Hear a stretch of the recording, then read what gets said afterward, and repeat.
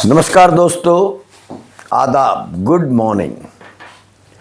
जो जीवन की धूल चाट कर बड़ा हुआ है, जो जीवन की धूल चाट कर बड़ा हुआ है, तूफानों से लड़ा फिर खड़ा हुआ है, जिसने सोने को खोदा लोहा मोड़ा है, जो रवि के रथ का घोड़ा है, वह जन मारे नहीं मरेगा, नहीं मरेगा। जो जीवन की आग जलाकर आग बना है, फौलादी पंजे फैलाए नाग बना है, जिसने शोषण को तोड़ा शासन मोड़ा है, जो युग के रथ का घोड़ा है, वह जन मारे नहीं मरेगा, नहीं मरेगा। आप देख रहे हैं पाखी संवाद, शब्द जहां डरते नहीं। और आज जब अमेरिका और भारत के ट्रेड डील की बात हो रही है, चौतरफा उस ट्रेड डील को लेकर हाहाकार मचा है। सत्तारूढ़ पक्ष ट्रेड डील को एक बहुत बड़ी जीत बता रहा है और विपक्ष उसे खारिज कर रहा है। इन सब के बीच में फिर भारत का वो जन आ गया जिसकी बात केदारनाथ अग्रवाल कर रहे हैं अपनी कविता में, और उम्मीद कर रहे हैं कि वो जन मारे नहीं मरेगा, वो रवि के रथ का घोड़ा है, और वो जन है भारत का किसान। तो चलिए आज हिंदी साहित्य के एक अमर पात्र को वर्तमान समय में खोजने का प्रयास करते हैं। ये अमेरिका भारत ट्रेड डील से मेरे दिमाग में नहीं कौंधा ये विषय, बल्कि प्रेमचंद्र की गोदान को शायद तीसरी बार पढ़ रहा था, और तब ये मन में विचार आया कि अगर आज प्रेमचंद होते, जैसे यदि आज नागार्जुन होते तो वो क्या लिख रहे होते, वैसे ही ये विचार आया कि अगर आज प्रेमचंद होते तो उनका होरी महतो कौन होता। और यकीन मानिए ये केवल मेरी साहित्यिक कल्पना नहीं है, ये हमारे समय की सामाजिक, आर्थिक और नैतिक संरचना को समझने का प्रयास है। होरी कोई एक आम आदमी नहीं था, वह एक परिस्थिति था, और परिस्थितियां बदल कर भी अक्सर वही रहती हैं। गोदान आपने, मैंने, हिंदी के हर पाठक ने पढ़ी, प्रेमचंद को हर किसी ने पढ़ा है, उसके बारे में ज़्यादा कहने की ज़रूरत नहीं है। एक किसान की कहानी है, पर मेरी दृष्टि में वो भारतीय समाज की कहानी है। प्रेमचंद ने इस किताब के बजरिए ग्रामीण भारत की कठोर सच्चाइयों को और सामाजिक ढांचे को भी सामने रखने का प्रयास किया था। होरी जो उनका पात्र है, मुख्य पात्र, वो एक साधारण किसान है। उसकी पत्नी धनिया है, 3 बच्चे हैं जिनके साथ वो रहता है, जीने के लिए संघर्ष कर रहा होता है। और उसका सपना क्या है देखिए, एक गाय खरीदने का सपना। ये गाय खरीदने के सपने से मैं आज को कनेक्ट करता हूँ। आज भले ही बहुसंख्यक समाज में गाय को पालने का सपना ना हो, लेकिन गौ माता की बात करना आज के दौर में अपरिहार्य हो गया है, क्योंकि धर्म दिमाग के भीतर घुस चुका है। बहरहाल उस ज़माने में गाय ग्रामीण समाज में संपन्नता की और सम्मान की प्रतीक मानी जाती थी। आज दूसरे अर्थ हैं, लेकिन आज भी गाय का सम्मान यथावत है। होरी के जीवन में कठिनाइयाँ ही कठिनाइयाँ हैं, खासकर इस सपने को पूरी करने की कठिनाई। अपने भाई हीरा से वो उधार लेता है, लेकिन जल्दी हीरा और उसका परिवार ईर्ष्या में आ जाते हैं कि हमारे पैसे से उधार ली गई गाय से भाई को समाज में प्रतिष्ठा मिल रही है, गाय को जहर देकर मार देते हैं। और जब आप ऐसा समाज देखते हैं, 1936 में शायद ये किताब आई थी गोदान, तो आपको थोड़े बाद की किताब याद आ सकती है। श्रीलाल शुक्ल की राग दरबारी याद आ जाती है, जो भारत के गांवों की सही स्थितियां बताते हैं। कितनी ईर्ष्या है, कितना द्वेष है, किस हद तक की राजनीति है, पर चलिए वो अलग मुद्दे हैं। होरी और उसका परिवार के संघर्ष पूरे उपन्यास में आप देखिए, विभिन्न सामाजिक और आर्थिक चुनौतियों के माध्यम से प्रेमचंद ने दिखाया है। प्रेमचंद ने गोदान में भारतीय समाज के जितने भी संवेदनशील मुद्दों को सामने रखा है, उनमें जातिवाद, सामंतवाद, आर्थिक शोषण, सामाजिक अन्याय सब कुछ है। होरी की पत्नी धनिया भी एक मजबूत महिला है, पति के साथ कंधे से कंधा टिकाकर खड़ी हैं, साथ दे रही हैं अब पति के संघर्ष में और खुद हार नहीं मान रही हैं। और उपन्यास का अंत तो बेहद मार्मिक है। नेगेटिव चीज़ें मुझे वैसे भी बहुत, इस प्रकार के अंत बहुत गहरा प्रभावित करते हैं। अभी जब दोबारा पढ़ रहा था इस किताब को, होरी अपनी कठिनाइयों के बावजूद अपने मूल्यों से और नैतिकता से समझौता नहीं कर रहा है, और जब अंतिम सांसें ले रहा है तो एक ही इच्छा है कि वो एक गाय दान कर सके। ये गोदान, गाय का दान उसकी अंतिम इच्छा है, लेकिन वो बेचारा इसे भी पूरी नहीं कर पाता। और उसके मृत्यु के बाद, या उसकी मृत्यु आप कहिए, उसकी गरीबी और सामाजिक अन्याय की दुखद परिणति को सामने रखती है। ऐसे में प्रश्न है, होरी जो इस पुस्तक का मुख्य पात्र है, मेरी समझ से वो आज भी हमारे समाज में मौजूद है।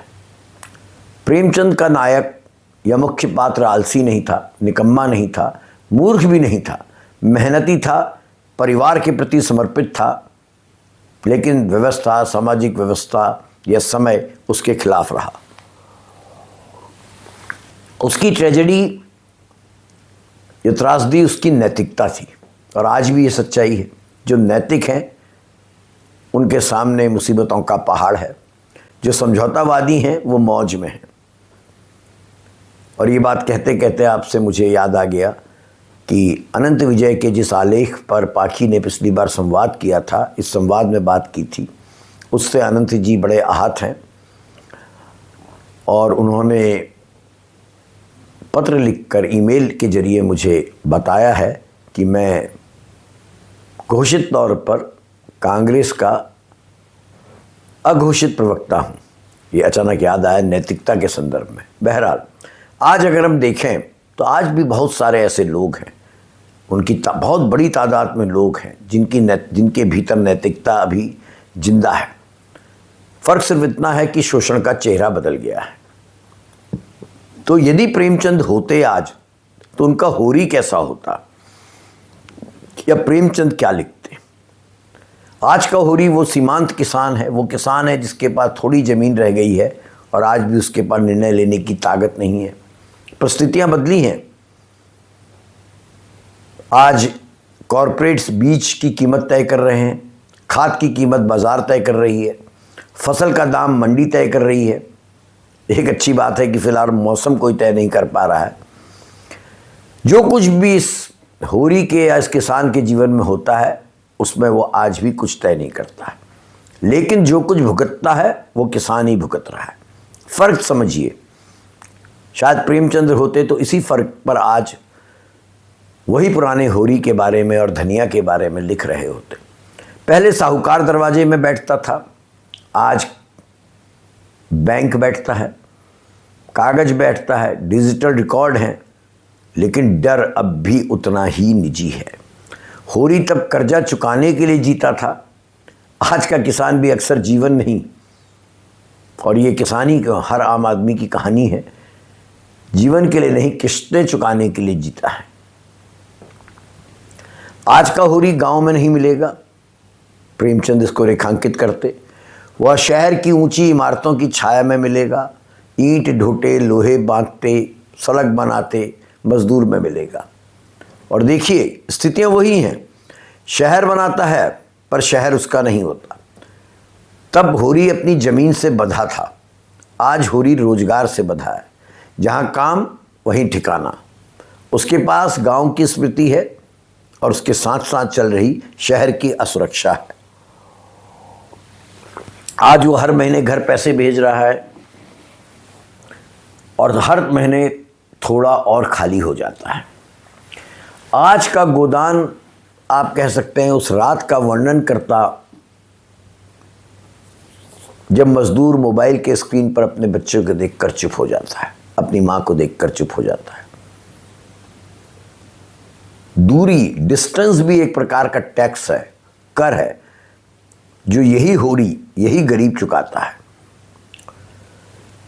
यदि आज प्रेमचंद होते तो एक और चीज पर लिखते, ठेका, खेती और कॉन्ट्रैक्ट के मकड़ जाल पर। शायद उनका उपन्यास गोदान इसी के इर्द गिर्द घूमता।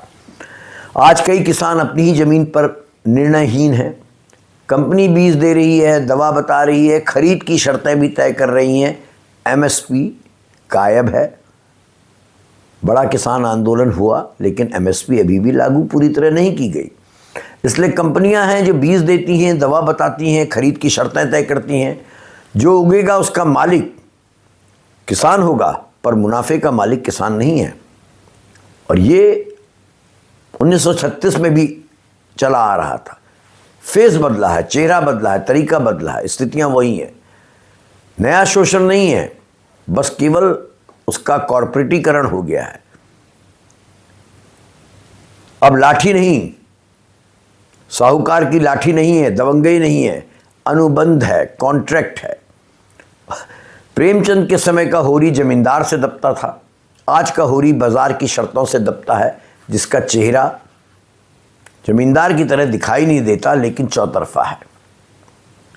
अगर आज गोदान लिखा जाता, मेरी समझ से होरी का किरदार और गहरा होता। समस्याएं ज़्यादा गहरा गई हैं। आज की धनिया खेत में काम करती है, मजदूरी करती है, घर संभालती है, बच्चों की पढ़ाई करती है। पहले वाली धनिया पति के साथ ये काम कर रही होती थी। आज पति तो शहरों में है, आज होरी तो शहरों में है, तो धनिया खेतों में काम कर रही है, मजदूरी कर रही है, घर भी संभाल रही है, बच्चों की पढ़ाई भी कर रही है, लेकिन कमाने वाला कहलाता कोई और है। उसका श्रम उसके परिवार की रीढ़ है, लेकिन पहचान के इतिहास में आप कह सकते हैं उसका नाम अनुपस्थित है। शायद ऐसा मेरी कल्पना है, मेरा मानना है। प्रेमचंद आज लिखते तो धनिया सिर्फ सहनशील पत्नी नहीं, डिवोटेड वाइफ नहीं, ग्रामीण अर्थव्यवस्था की अदृश्य आधारशिला होती। और एक चीज, आज होरी का बेटा खेत नहीं जोतता, वह भविष्य जोतने की कोशिश करता नजर आता। कोचिंग है, डिग्री है, फॉर्म्स, डिफरेंट फॉर्म्स की फीस है, प्रतियोगी परीक्षाएं हैं। होरी के आज के होरी के बेटे के सपने बड़े हैं, पर रास्ते अनिश्चित हैं। गांव में रहेगा तो अवसर नहीं है, शहर में जाएगा तो स्थिरता नहीं है। वह बेरोजगारी से ही नहीं, माता पिता की अपेक्षाओं से और खुद के सपनों के बोझ से भी दबा हुआ है। कम से कम उस दौर में, उस दौर के होरी के बच्चों में सपने कम थे। आज देखिए, माँ बाप की अपेक्षाएं हैं कि हम मजदूरी कर रहे हैं, खेती कर रहे हैं, मगर हमारा बेटा इस जंजाल से बाहर निकले। तो वो केवल बेरोजगारी का दंश नहीं झेल रहा, अपेक्षाओं और सपनों के बोझ से भी दबा है। उसकी माता पिता की उम्मीदें भी उसके लिए एक कर्ज है। प्रेमचंद जी के गोदान का जो नायक है होरी, उसके लिए इज्जत थी गाय, जाति और समाज से उसका जुड़ाव। आज इज्जत इमेज में बदल गई है। बच्चों को अंग्रेजी स्कूल भेजना, पक्का घर होना, मोबाइल होना, मोटरसाइकिल होना, और इन सबके बीच की ट्रेजेडी देखिए। आकांक्षाएं बढ़ी हैं, आय नहीं बढ़ी है। दिखने का दबाव है, और ये दिखने का दबाव जीने के दबाव से ज़्यादा बड़ा हो गया है। ऐसे में प्रश्न, आज का गोदान क्या होता है? वो बेचारा प्रेमचंद्र का होरी तो चाहता था गाय दान दे सके मरने से पहले। उनके समय गोदान धार्मिक और सामाजिक मुक्ति का प्रतीक था। आज का गोदान शायद ये होता, कर्ज से मुक्ति मिले, इलाज का खर्चा उठा पाने की क्षमता आए, फसल का न्यायपूर्ण दाम मिले, कम से कम एमएसपी तो मिल जाए, बच्चों के लिए स्थिर भविष्य हो। आज का गोदान गाय नहीं गरिमा होता। और एक सबसे बड़ा फर्क, बहुत महत्वपूर्ण है ये, उस जमाने का गोदान उपन्यास के प्रकाशित होने के समय और अब के समय का एक बड़ा फर्क। उस समय का शोषण का चेहरा साफ था। जमींदार साहब थे, साहूकार साहब थे। आज ये चेहरे धुंधला गए हैं। आज शोषण नीतियों के जरिए, गवर्नमेंट पॉलिसीज़ के जरिए, कॉन्ट्रैक्ट्स अनुबंधों के जरिए, बाज़ार के जरिए आता है। पूरी व्यवस्था में बिखरा हुआ है आज का शोषण। इसलिए शायद आज का होरी जान भी नहीं पाता कि उसका शोषण दरअसल कर कौन रहा है। उसकी लड़ाई किसी एक व्यक्ति से नहीं, एक अदृश्य ताकत से, ढांचे से हो रही है। तो मैं सोचता हूँ अगर गोदान आज लिखा जाता, प्रेमचंद होते और गोदान लिखते, या कोई और आप में से लिखे, तो होरी एक आदमी नहीं होगा, वह एक चरित्र, एक समूह का चरित्र होगा। छोटा किसान, प्रवासी मजदूर, ठेका खेती करने वाले लोग, अदृश्य महिला, अदृश्य शब्द शायद सही है, अदृश्य महिला श्रमिक हैं, गुमनाम, गर्ज में डूबा युवा, ये सब मिलके आज के होरी बनते हैं। और मैं समझता हूँ प्रेमचंद वही लिखते जो उन्होंने पहले लिखा, मेहनत और व्यवस्था के बीच की खाई। बस आज खाई गहरी है, रास्ते ज़्यादा उलझ गए हैं और होरी बिखर कर भी एक ही है।